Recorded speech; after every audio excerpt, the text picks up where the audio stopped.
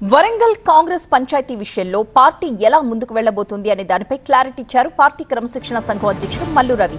ఇరు వర్గాలతో మాట్లాడేందుకు 4 నేతల్ని వరంగల్ కు పంపిస్తామని అన్నారు.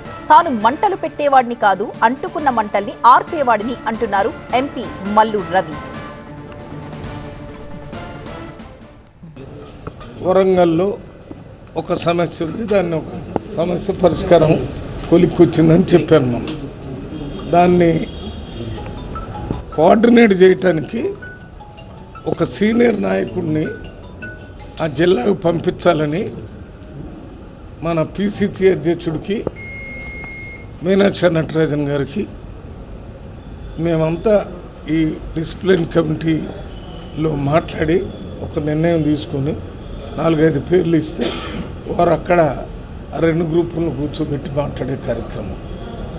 అట్లే నేను ఈ క్రమశిక్షణ కమిటీ చైర్మన్గా ఉంది.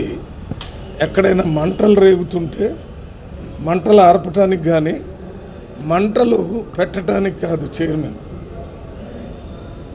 కొంతమంది నువ్వు డిసిప్లినరీ కమిటీ చైర్మన్ కాబట్టి అది చేయాలా ఇది చేయాలంటే, నా పని ఫైరింగ్ అని పని.